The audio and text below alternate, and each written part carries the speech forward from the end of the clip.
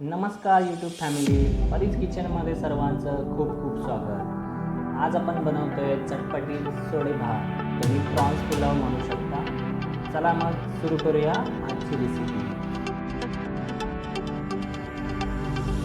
My father told me I was timid child.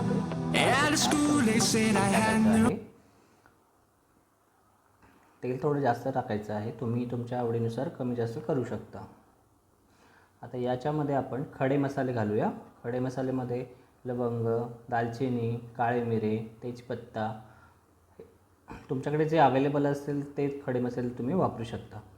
त्याला 1 मिनिटभर ना fry करून घ्यायचं आहे आणि त्यामध्ये आता बारीक चिरलेला कांदा घालायचा आहे। कांदासुद्धा मस्त लाल रंगावरती परतून घ्यायचा आहे आणि 1 चमचा अद्रक लसणाची पेस्ट घालायची आहे। तर दोन्ही मिश्रण परतून झालं की त्यामध्ये टमाटर घालायचं आहे। टमाटरसुद्धा आपण मस्त असं परतून घेणार आहोत। थोडंसं परतून झालं की त्यामध्ये घालायचं 1 चमचा मीठ घातल्याने आपला टमाटर सॉफ्ट होणार आहे। तुम्ही बघू शकता मस्त परतून घ्यायचं आहे।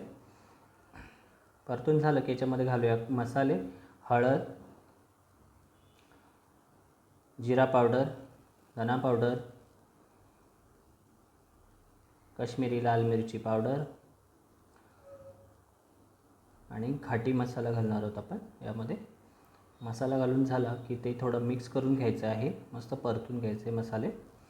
गॅस कमी करायचा आहे, मसाले जळणार नाही म्हणून। आणि आता मसाले आपले परतून घेतलेत, तुम्ही बघू शकता तेल सुटले।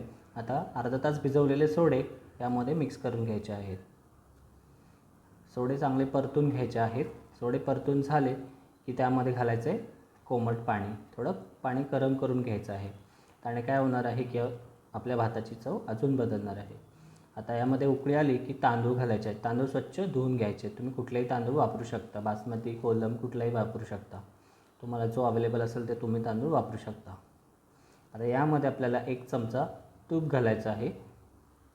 तूप कोणतेही घालू शकता, गाईचं, म्हशीचं, तुम्हाला जे आवडतं ते तूप तुम्ही याच्यामध्ये घालू शकता। 1 चमचा तूप घालायचं आहे।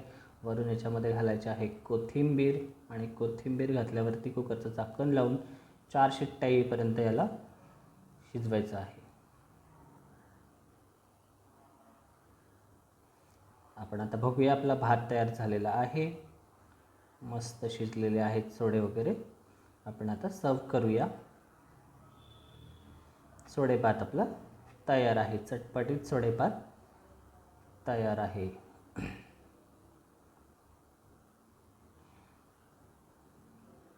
आपल्याला पटकन काहीतरी बनवायचं असेल आणि वेगळं काहीतरी खाऊ वाटत असेल तर तुम्ही नक्की ट्राय करू शकता। आणि तुम्हाला जर रेसिपी आवडली असेल तर कमेंट करा, लाईक करा, शेअर करा, सबस्क्राईब करा आणि बेल आयकॉनला क्लिक करायला विसरू नका। तर परत भेटूया पुढच्या व्हिडिओमध्ये।